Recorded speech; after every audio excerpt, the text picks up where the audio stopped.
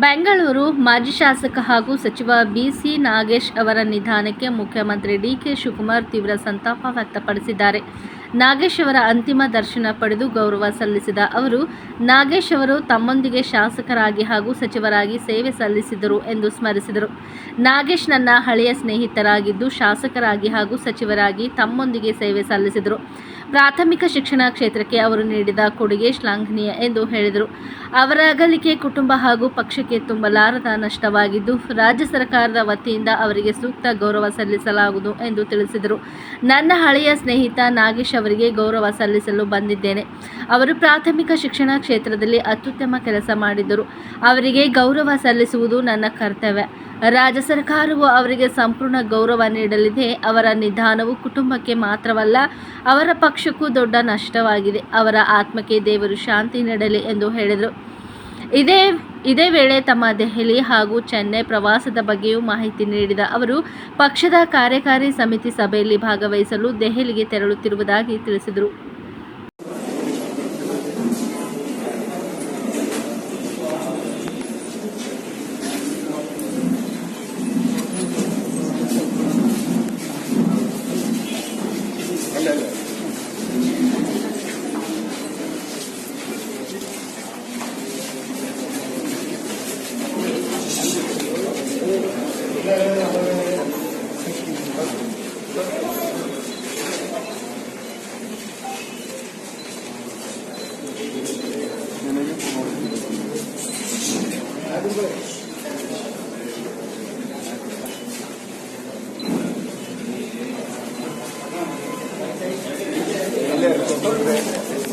ಮುಂದೆ ಬಾಗುರು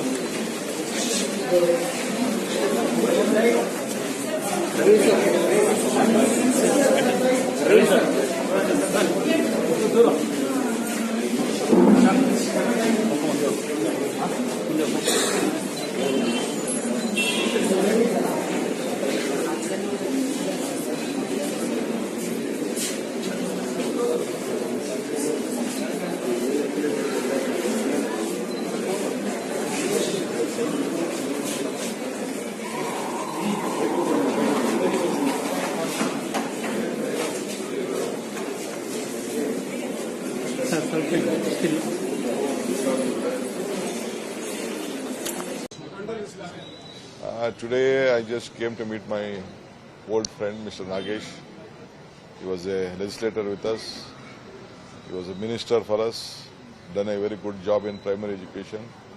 We have worked very closely in the interest of the public welfare. Whenever I go to Nonankere Mutt, he used to be a part of that development. He used to help us. So I thought that it is my bound duty to respect him, and the state will give him full honor. He is a former minister and a close friend of us. So I hope all his family members, party cadres and all his well-wishers will have great strength. It is a great loss for the family and the party also, for his party. Let God give him good rest and peace. Yes, I am going to Delhi for my party working committee meeting is there. I am going to Chennai tomorrow to attend the meeting called by the Home Minister on the southern states. We have a lot of issues on the national and the state issues. We will just discuss on that issue. Bidar ಯುವಕರಲ್ಲಿ ರಾಜಕೀಯ ನಾಯಕತ್ವ ಹಾಗೂ ಸಾಮಾಜಿಕ ಚಿಂತನೆ ಬೆಳೆಸುವ ಉದ್ದೇಶದಿಂದ ರಚಿಸಲಾದ ಪತ್ರಕರ್ತರು ಹಾಗೂ ಲೇಖಕ ಹನುಮಂತ್ ದೇಶ್ಮುಖ್ ಅವರ ಐಎಂಎ ಲೀಡರ್ ಚಾಣಕ್ಯ ನೀತಿಯೊಂದಿಗೆ ಯುವಕರ ರಾಜಕೀಯ ಕೈಪಿಡಿ ಪುಸ್ತಕದ 2ನೇ ಆವೃತ್ತಿಯನ್ನು ಬೀದರ್ ಸಂಸದ ಸಾಗರ್ ಈಶ್ವರ್ ಖಂಡ್ರೆ ಲೋಕಾರ್ಪಣೆಗೊಳಿಸಿದರು. ಔರಾದ್ ವಿಧಾನಸಭಾ ಕ್ಷೇತ್ರದ ಕರಂಜಿಕೆ ಗ್ರಾಮಕ್ಕೆ ಭೇಟಿ ನೀಡಿದ ಸಂಸದರು ಲೇಖಕ ಹನುಮಂತ್ ದೇಶ್ಮುಖ್ ಅವರ ಹುಟ್ಟೂರಿನಲ್ಲೇ ಪುಸ್ತಕವನ್ನು ಬಿಡುಗಡೆ ಮಾಡಿದರು. ಯುವಕರಿಗೆ ರಾಜಕೀಯ ನಾಯಕತ್ವ ಚಿಂತನೆ ಹಾಗೂ ಸಾರ್ವಜನಿಕ ಬದುಕಿನ ಕುರಿತು ಮಾರ್ಗದರ್ಶನ ನೀಡುವ ಕೃತಿಯನ್ನು ಸಂಸದರು ಮೆಚ್ಚಿಕೊಂಡರು. ಇದೇ ವೇಳೆ ಭಾರತ್ ಜೋಡೋ ಯುವ ಸಂಘದ ಮಹತ್ವವನ್ನು ತಿಳಿಸಿದ ಸಾಗರ್ ಖಂಡ್ರೆ, ಹೆಚ್ಚಿನ ಸಂಖ್ಯೆಯಲ್ಲಿ ಯುವಕರು ಸಂಘಕ್ಕೆ ನೋಂದಾಯಿಸಿಕೊಂಡು ಸಮಾಜಮುಖಿ ಚಟುವಟಿಕೆಗಳಲ್ಲಿ ಸಕ್ರಿಯವಾಗಿ ಭಾಗವಹಿಸುವಂತೆ ಕರೆ ನೀಡಿದರು. ಗ್ರಾಮಸ್ಥರೊಂದಿಗೆ ನೇರ ಸಂವಾದ ನಡೆಸಿದ ಸಂಸದರು ಸಾರ್ವಜನಿಕರ ಸಮಸ್ಯೆ ಹಾಗೂ ಕುಂದುಕೊರತೆಗಳನ್ನು ಆಲಿಸಿದರು. ಬಳಿಕ ಬಳಿಕ ಸಂಬಂಧಪಟ್ಟ ಅಧಿಕಾರಿಗಳಿಗೆ ಸ್ಥಳದಲ್ಲೇ ಕರೆ ಮಾಡಿ ಸಮಸ್ಯೆಗಳನ್ನು ಆದ್ಯತೆಯ ಮೇರೆಗೆ ಶೀಘ್ರ ಬಗೆಹರಿಸುವಂತೆ ಸೂಚಿಸಿದರು. ಕಾರ್ಯಕ್ರಮದಲ್ಲಿ ತಹಸೀಲ್ದಾರ್ ಮಹೇಶ್ ಪಾಟೀಲ್, ತಾಲೂಕಾ ಪಂಚಾಯಿತಿ ಇಒ ಕಿರಣ್ ಕುಮಾರ್ ಪಾಟೀಲ್, ಸಿಪಿಐ ರಘುವೀರ್ ಸಿಂಗ್ ಠಾಕೂರ್, ಮುಖಂಡರಾದ ಸುನಿಲ್ ಕುಮಾರ್ ದೇಶ್ಮುಖ್, ಸುಧಾಕರ್ ಕೊಳ್ಳೂರ್, ಉದ್ಯಮಿ ಮಾರುತಿ ಚಿಟ್ಟಗೇರಿ, ರಾಜೇಂದರ್ ನಾಯಕ್ ಸೇರಿದಂತೆ ಗ್ರಾಮಸ್ಥರು ಉಪಸ್ಥಿತರಿದ್ದರು. ಬೆಂಗಳೂರು ಗ್ರಾಮೀಣ ಕುಡಿಯುವ ನೀರು ಮತ್ತು ನೈರ್ಮಲ್ಯ ಇಲಾಖೆಗೆ ನೂತನವಾಗಿ ಆಯ್ಕೆಯಾದ ಸಹಾಯಕ ಅಭಿಯಂತರರು, ಎಇ ಹಾಗೂ ಕಿರಿಯ ಅಭಿಯಂತರರಿಗೆ ಜೆಇ ಸಚಿವ ಈಶ್ವರ್ ಬಿ ಖಂಡ್ರೆ ನೇಮಕಾತಿ ಆದೇಶ ಪತ್ರಗಳನ್ನು ವಿತರಿಸಿದರು. ಗ್ರಾಮೀಣ ಪ್ರದೇಶಗಳಿಗೆ ಶುದ್ಧ ಹಾಗೂ ಸುರಕ್ಷಿತ ಕುಡಿಯುವ ನೀರು ಒದಗಿಸುವುದು ಸರ್ಕಾರದ ಪ್ರಮುಖ ಆದ್ಯತೆಯಾಗಿದೆ ಎಂದು ಹೇಳಿದರು. ನೀರು ಸರಬರಾಜು, ನೈರ್ಮಲ್ಯ ಹಾಗೂ ಮೂಲಸೌಕರ್ಯ ಕಾಮಗಾರಿಗಳಲ್ಲಿ ನೂತನ ಇಂಜಿನಿಯರ್ಗಳು ಪ್ರಮುಖ ಜವಾಬ್ದಾರಿ ನಿರ್ವಹಿಸಬೇಕು ಎಂದರು. ಅಭಿವೃದ್ಧಿ ಕಾಮಗಾರಿಗಳಲ್ಲಿ ಗುಣಮಟ್ಟ, ಪಾರದರ್ಶಕತೆ ಮತ್ತು ಸಮಯ ಪಾಲನೆಗೆ ಆದ್ಯತೆ ನೀಡುವಂತೆ ಸೂಚಿಸಿದರು. ಕಾಮಗಾರಿಗಳ ಪ್ರಗತಿಯನ್ನು ಸ್ಥಳಕ್ಕೆ ತೆರಳಿ ಪರಿಶೀಲಿಸಿ ಸಾರ್ವಜನಿಕರ ಸಮಸ್ಯೆಗಳಿಗೆ ತ್ವರಿತವಾಗಿ ಸ್ಪಂದಿಸುವಂತೆ ಸಲಹೆ ನೀಡಿದರು. ಜನರ ತೆರಿಗೆ ಹಣದಿಂದ ನಡೆಯುವ ಪ್ರತಿಯೊಂದು ಕಾಮಗಾರಿಯು ದೀರ್ಘಕಾಲಿಕ ಪ್ರಯೋಜನ ನೀಡುವಂತಿರಬೇಕು ಎಂದು ಹೇಳಿದರು. ಸರ್ಕಾರಿ ಸೇವೆಯನ್ನು ಉದ್ಯೋಗವೆಂದು ಮಾತ್ರ ಪರಿಗಣಿಸದೆ ಜನಸೇವೆಯ ಅವಕಾಶವೆಂದು ಭಾವಿಸಿ ಕರ್ತವ್ಯ ನಿರ್ವಹಿಸುವಂತೆ ಕರೆ ನೀಡಿದರು. ಪ್ರಾಮಾಣಿಕತೆ, ಬದ್ಧತೆ ಮತ್ತು ಜವಾಬ್ದಾರಿಯಿಂದ ಕಾರ್ಯನಿರ್ವಹಿಸಿ ಗ್ರಾಮೀಣ ಜನರ ವಿಶ್ವಾಸ ಗಳಿಸಬೇಕು ಎಂದು ತಿಳಿಸಿದರು. ನೂತನ ಎಇ ಮತ್ತು ಜೆಇಗಳು ಗ್ರಾಮೀಣ ಅಭಿವೃದ್ಧಿಗೆ ಉತ್ತಮ ಕೊಡುಗೆ ನೀಡುವ ವಿಶ್ವಾಸವಿದೆ ಎಂದು ಈಶ್ವರ್ ಖಂಡ್ರೆ ಹಾರೈಸಿದರು. ಹರೀಶ್, ಯಾವರು? Sir, Devanahalli. Okay, congratulations. Wish you all the best.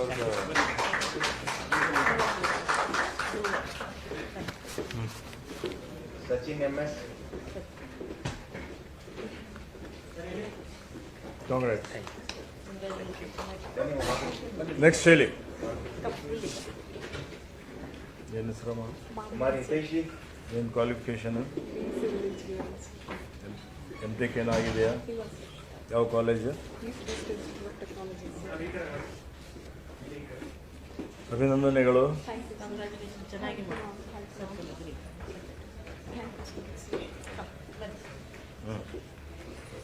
ಏನು ಹೆಸರಪ್ಪ? ಸಚಿನ್ ಕಂಗ್ರ್ಯಾಚುಲೇಷನ್. ಹಿತೈಷಿ. Next junior engineer Mounesh. ಏನು ಹೆಸರು? Native place? ಕಾಂಗ್ರೆಸ್.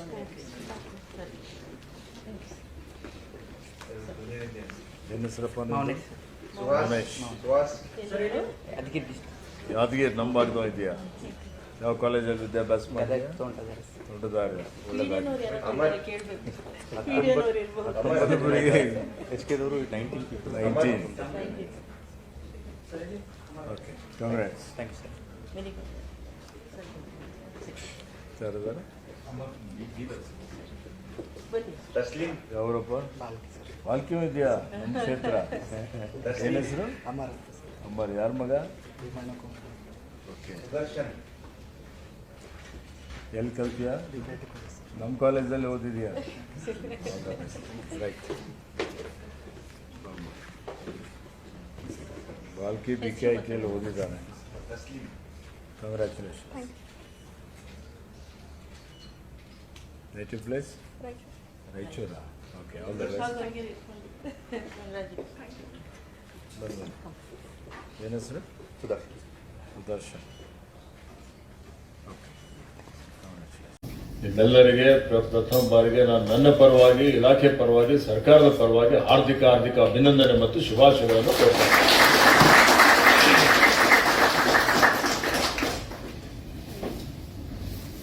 ನಿಮಗೆಲ್ಲ ಹೇಳಬೇಕು ಅಂತ ಹೇಳಿದ್ರೆ,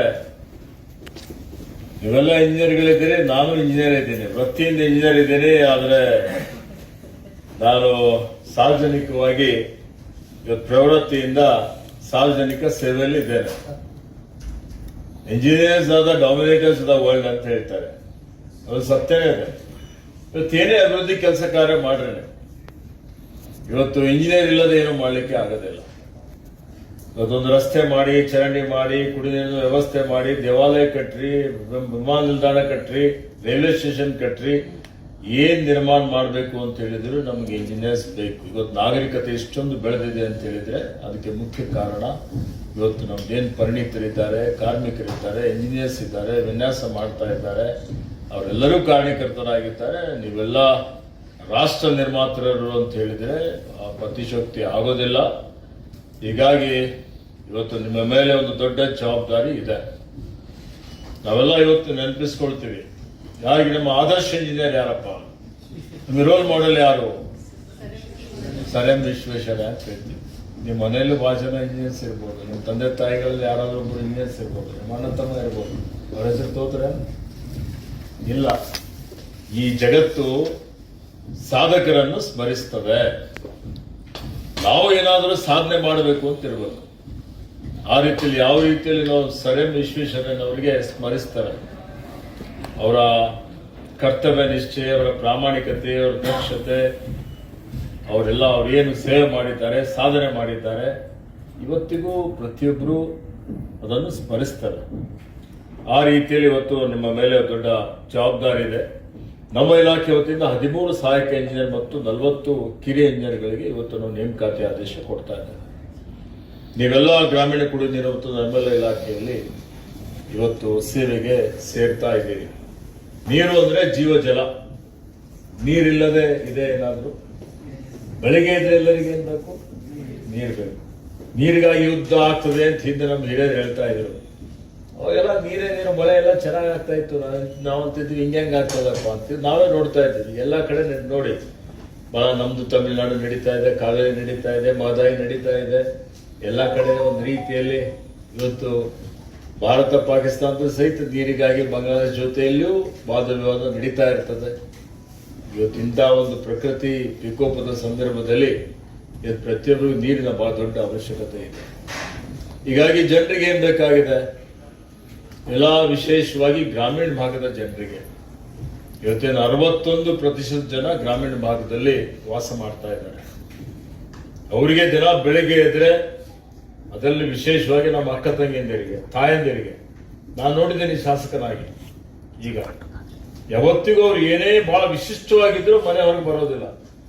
ನೀರು ಬೇಕಾಯ್ತು ಅಂದ್ರೆ ಮಾತ್ರ ಎಲ್ಲಾ ಮಹಿಳೆಯರು ಸೇರಿಕೊಂಡು ಒಂದು ನಿಯೋಗ ತೆಗೆದುಕೊಂಡು ನಮಗೆ ನೀರಿಲ್ಲ, ನಮ್ಮ ಬೋರ್ವೆಲ್ಲಿಂದ ಬತ್ತು ಹೋಗಿದೆ, ಕರೆಂಟ್ ಇಲ್ಲ, ಮತ್ತೊಂದಿದೆ ಅಂತೇಳಿ ಹೇಳಿ ಅವ್ರ ರಸ್ತೆ ಮೇಲೆ ಬಂದು, ಬೀದಿಗೆ ಬಂದು, ಅಥವಾ ಜನಪ್ರತಿನಿಧಿಗಳ ಕಚೇರಿಗೆ ಅಲ್ಲಿ ಇಲ್ಲಿ ಭೇಟಿ ಮಾಡಿ, ಅಧಿಕಾರಿಗಳ ಕಚೇರಿಗೆ ಹೋಗಿ, ಗ್ರಾಮ ಪಂಚಾಯತ್ಗೆ ಹೋಗಿ ನಮಗೆ ನೀರು ಕೊಡಲೇಬೇಕು ಅಂತೇಳಿ ಹೇಳಿ ಒತ್ತಾಯ ಮಾಡ್ತಾರೆ.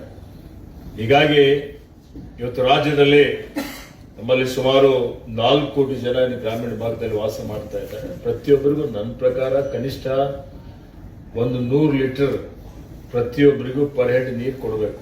55 ಲೀಟರ್ ಅಂತ ನಾವು ಒಂದು ಯೋಜನೆ ರೂಪಿಸಿದ್ದೇವೆ.